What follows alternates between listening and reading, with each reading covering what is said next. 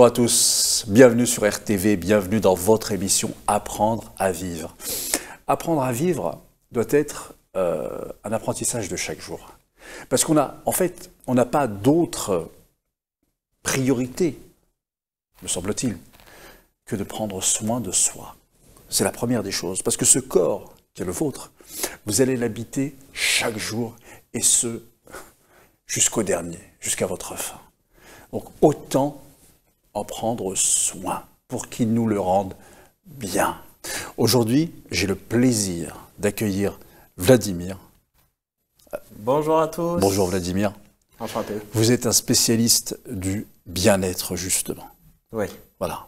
Et vous avez la casquette, surtout celle-ci, d'être un spécialiste des massages. Je ne dis pas du massage, mais des massages, et vous allez nous expliquer en quoi ils sont différents les uns des autres, en quoi ils peuvent, justement, par leur différence, apporter un bien-être différent, et ce que ça dit, en fait, sur nos besoins parfois ignorés, qui sont les nôtres, et auxquels les massages, justement, peuvent répondre.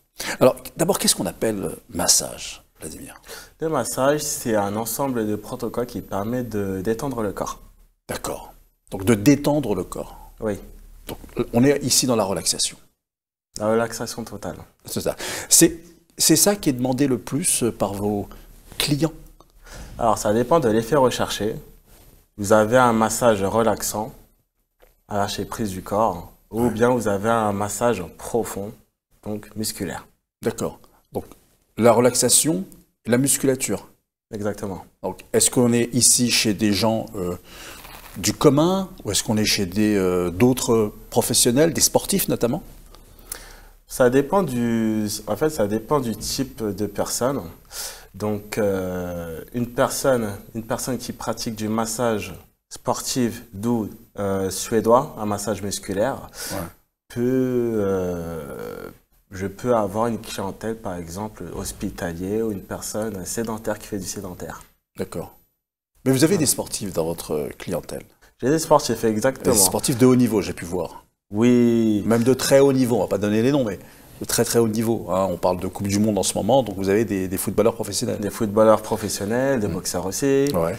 Donc c'est-à-dire que ces gens-là, Vladimir, qui sont, qui sont dans la recherche de performance, oui, due à leur profession, hein. On parle de boxeurs professionnels, on parle de footballeurs professionnels, ont compris que, ou leur staff, hein, les gens qui sont autour d'eux, ont bien compris que c'est un outil, le massage, des techniques hyper importantes pour eux. C'est un outil important pour eux dans leur carrière, dans leur vie de tous les jours, dans leur bien-être. Ouais.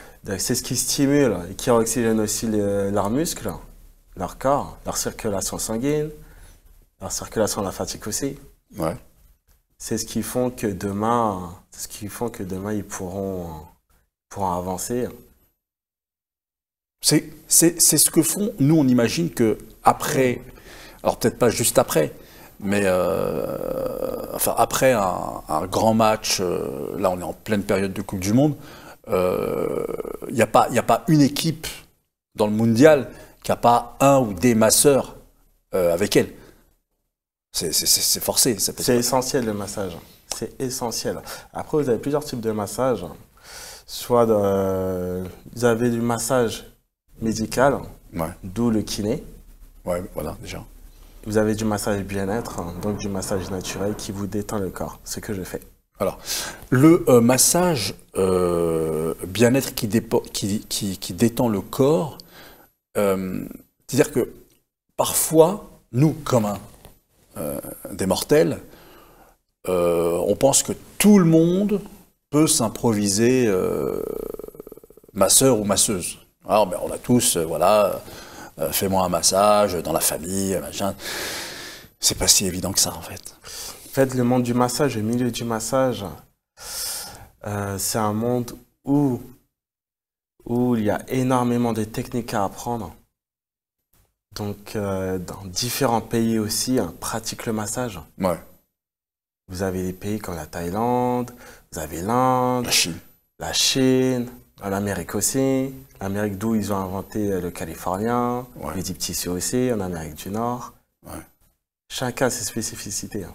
Et de laquelle vous, en tant que spécialiste, vous vous servez le plus? Autrement dit, quelle est celle la plus demandée en Île-de-France, par exemple? Voilà, si on prend une région bien précise, je prends l'Île-de-France, bon, parce qu'on est à Paris, mais aussi parce que Paris, bon voilà, c'est une ville hyper stressante, malheureusement.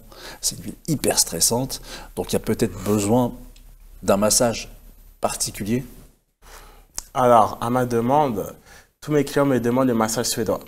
Suédois, Ouais, c'est-à-dire le le massage relaxant. massage musculaire du corps entier, Ouais, d'où on travaille le corps global, d'accord. les muscles. Et ça, Voilà. l'effet est véritablement déstressant, c'est-à-dire qu'il y a vraiment un résultat ressenti par les gens. Alors, je diminue. Alors, l'effet, c'est de diminuer tout ce qui est stress, hein. Ouais, Tout ce qui est stress, diminuer aussi les courbatures.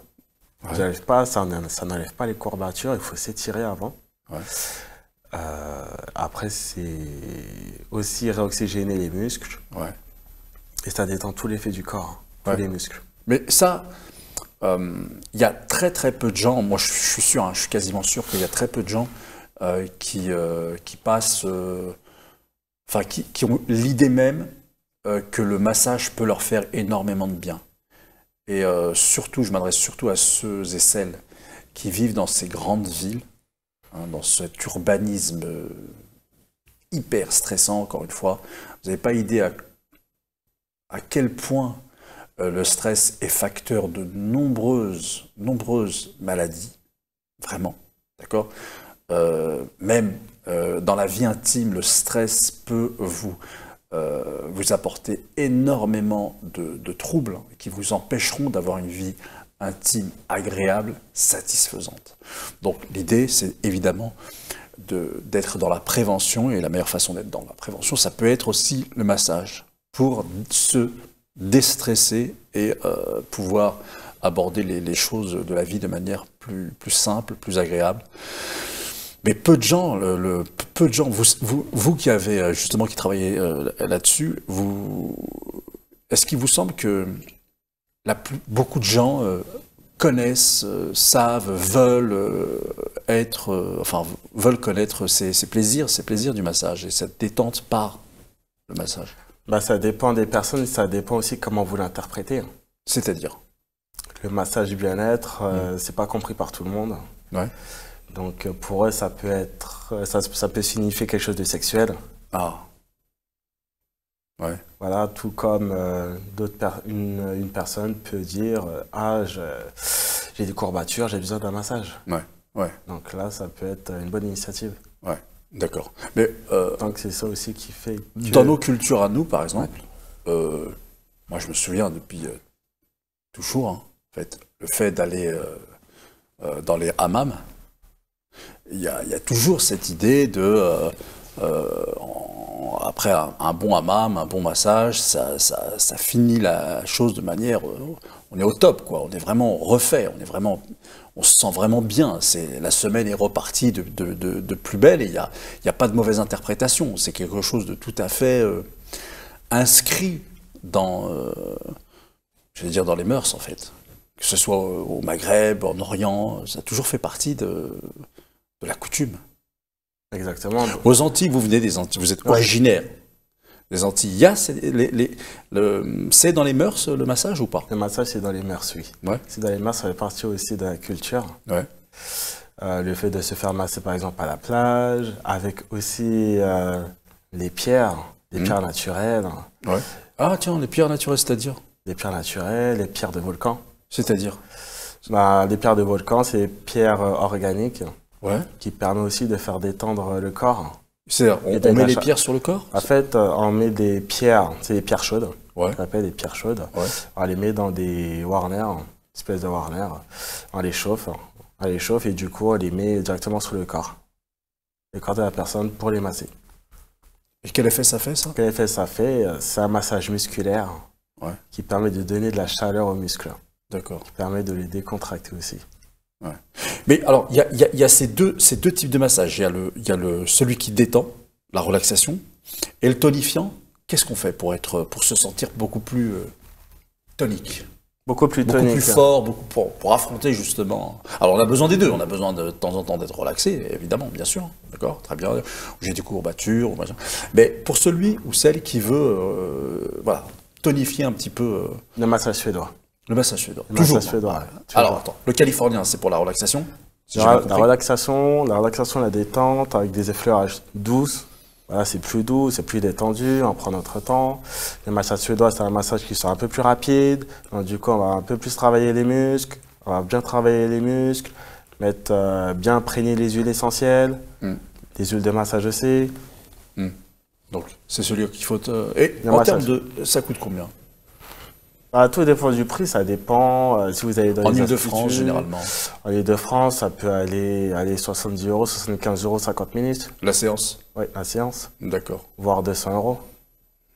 Ça dépend de quoi? Qu'est-ce qui fait qu'on passe? Ça dépend des marques, ça dépend des instituts, ça dépend de vous, de votre localisation. Si vous allez par exemple dans le 16e, donc c'est un quartier où vous pouvez faire un peu plus, donc du coup ça peut aller jusqu'à 200 euros, 50 minutes, ou bien si vous allez dans le 19e, ça va être un peu plus moins cher. Donc tout dépend aussi des moyens de la personne. Et est-ce que, bon, c'est vrai que on parle aussi de peut-être de je sais pas, de charlatanisme dans ce domaine-là. Est-ce que tout le monde n'a pas le sérieux que vous avez, à savoir vraiment se former, continuellement se former, essayer, on en parlait tout à l'heure, essayer de voir un petit peu ce que font les Chinois, de voir ce que font les Thaïlandais pour toujours enrichir votre spécialité, hein, ne pas s'arrêter, c'est bon, je sais, je vais faire ça, et je vais plus me prendre la tête, passez-moi l'expression. Mais on parle quand même peut-être de charlatanisme. Vous avez déjà rencontré ou entendu peut-être parler de choses comme ça? Ben, franchement, non. Pour l'instant, je n'ai pas entendu parler parce que je suis vraiment focalisé sur le bien-être, mon ressenti, de donner de l'énergie positive aux personnes qui en demandent. Je continue, c'est quelque chose qui me plaît et que je continuerai de faire. Là, vous parlez de l'esprit aussi, donc il n'y a pas que le corps. L'état d'esprit, exactement. Ouais, mais qu'est-ce que ça fait sur l'esprit? L'état d'esprit, ça permet aussi de faire revivre l'esprit, refaire revivre aussi le corps, parce que le corps aussi a beaucoup de souvenirs. Depuis petit, par exemple, il vous arrive des fois, si vous êtes fait tomber, la mémoire du corps, exactement. Ça permet de le faire revivre grâce au massage californien.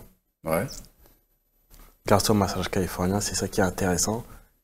Et ça permet aussi de refaire revivre votre état d'esprit, de le déconnecter, de le reconnecter. C'est-à-dire de le reprogrammer quelque part? De le reprogrammer. Parce que c'est vrai que moi je suis contre le dualisme, c'est-à-dire de séparer l'esprit et le corps. Pour moi, ça va ensemble, tout ça. D'accord ? Voilà, c'est pour ça qu'on parle de choses d'ailleurs qui somatisent, c'est-à-dire que ça commence tout là-haut, hein, dans la tête, à l'esprit, et puis ça va pas, ça va s'exprimer dans le corps. La maladie va s'exprimer dans le corps, alors qu'au départ, c'est psychique.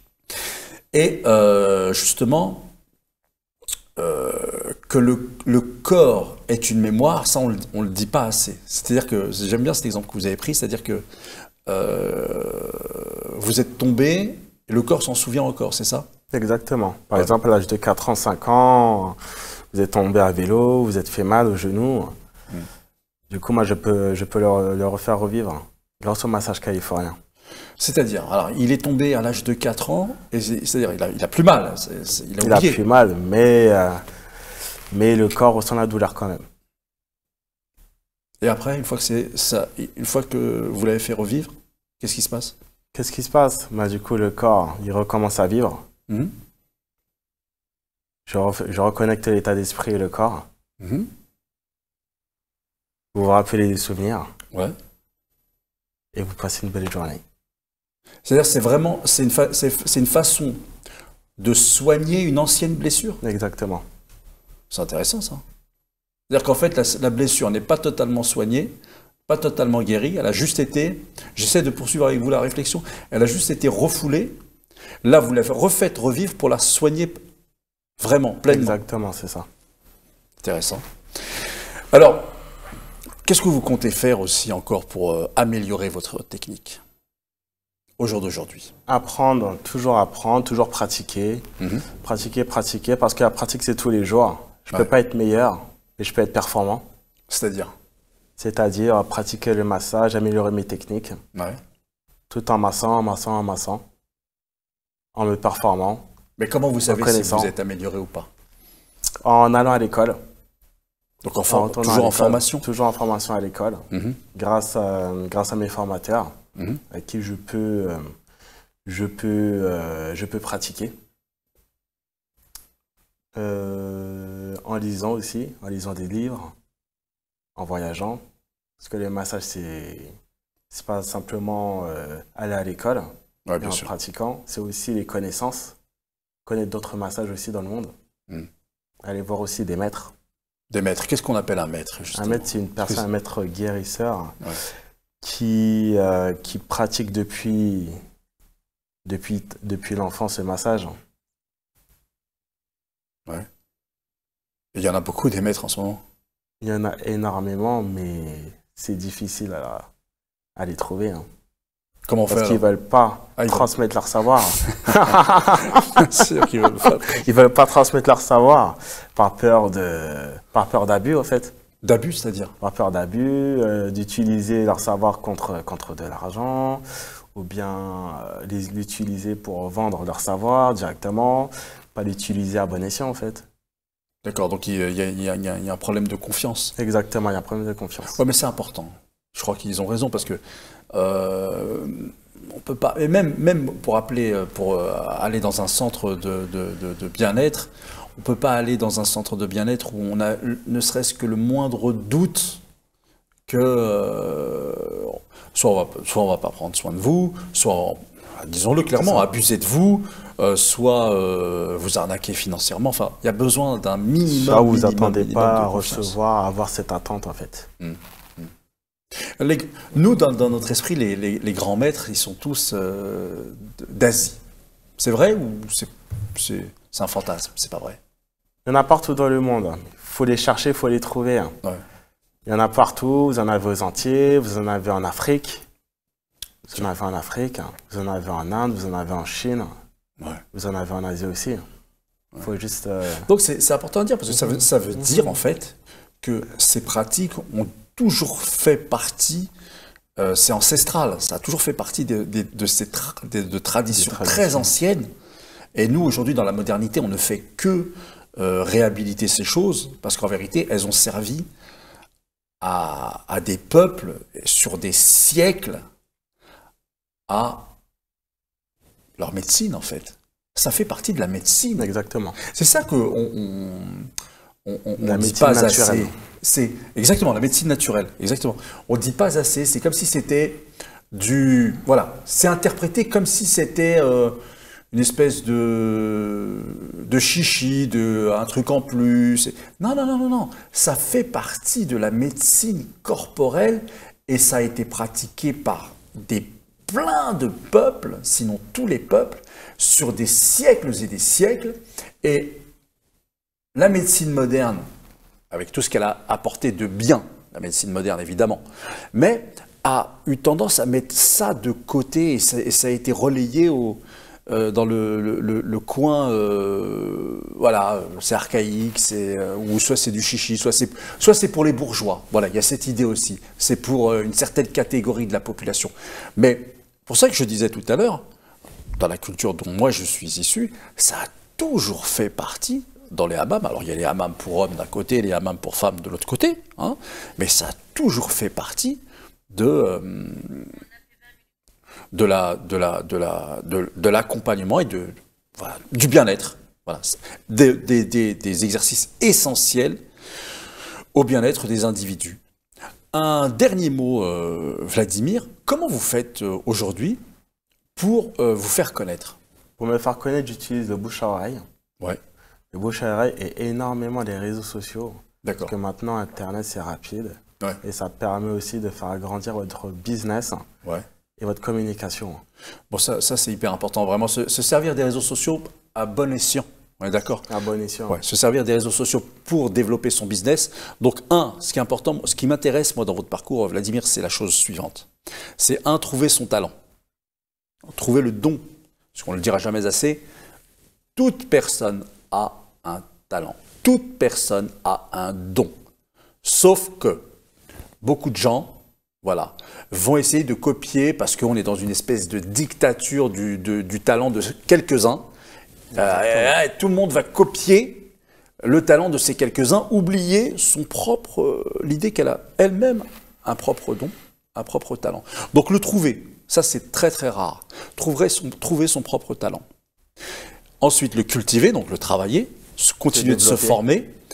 Et puis 3, se créer son réseau. Exactement. Se créer son réseau, se créer sa communauté, se créer son propre bouche à oreille qui fait que vous pouvez, in fine, vivre de ce don qui est le vôtre, vivre de ce talent qui est le vôtre. Vladimir, merci beaucoup d'être venu partager ça avec nous. Avec plaisir. À bientôt pour un nouvel épisode d'Apprendre à vivre sur RTV.